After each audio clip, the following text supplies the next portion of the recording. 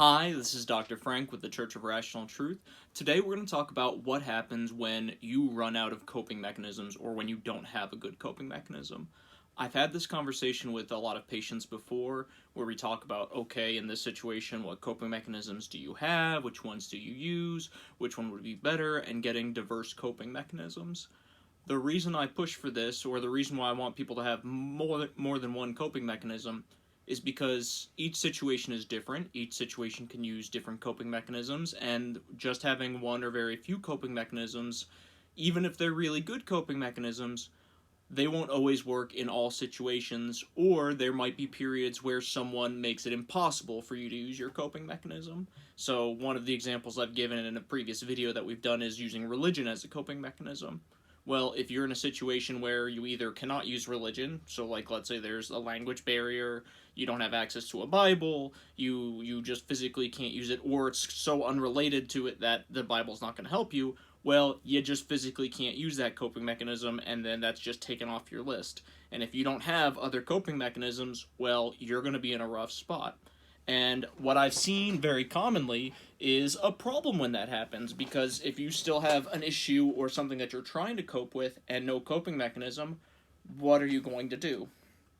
What I have seen is normally something bad. Normally, it's not a very good way of coping because our brain will deal with it some way. It will make up some way to cope. It'll make a coping mechanism, and usually these are the worst coping mechanisms or really harmful coping mechanisms.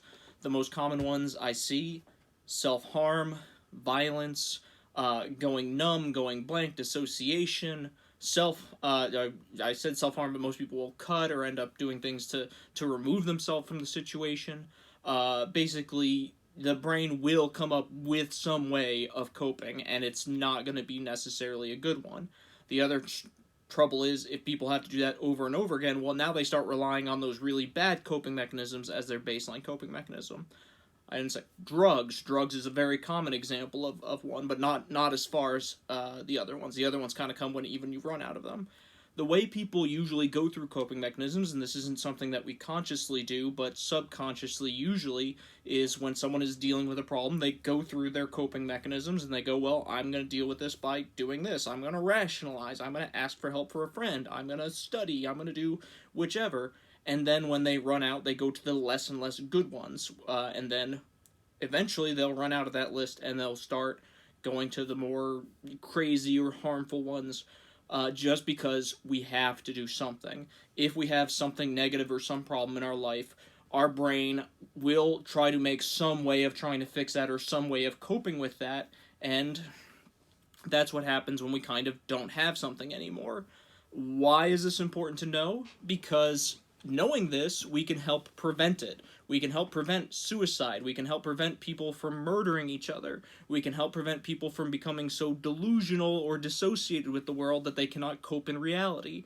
Because if you are aware of this, you can hopefully make more and diverse coping mechanisms so that list is longer. The way of dealing with things is more, so we don't have to get to that point where we run out and just have no way of coping. So if you have 600 coping mechanisms, you're going to be able to deal with a lot more things. You're going to be able to handle a lot more situations. You're going to be able to be in more diverse situations and handle it better than if you have one, if you have two. You know, a hammer sees everything as nails, and this is like having more than just a hammer in your toolbox. Even if you don't use them, even if you go, hey, well, you know what, 99% of the time I'm going to my hammer and using that, that's fine, but you need to have those other tools, because what happens when the hammer's not going to work or when the hammer breaks? And this is where you see people have a public freak out or have an emotional breakdown, is because the few coping mechanisms that they use no longer work, or they've been removed from those ability to use those coping mechanisms, and then really bad things happen. So that's important to think about. I would say think about your own coping mechanisms, how you deal with things, and then what were to happen if those coping mechanisms were taken away from you. If you cannot rationalize, if you cannot use religion, if you cannot use avoidance, which is a huge one where people use avoidance, and then boom, something comes, you can't avoid it anymore, you're confronted with it and can't get away, that's when people have a bad time. So try to get more diverse coping mechanisms, try to get different ones that you could use or rely on. other than your main coping mechanisms. Hopefully it doesn't come to that. Hopefully you can use just a couple of good coping mechanisms, but it doesn't hurt to have more. It is always nice to have extra tools, especially because they don't cost anything, they don't weigh anything, and it's always nice to have them even if they get a little bit dusty.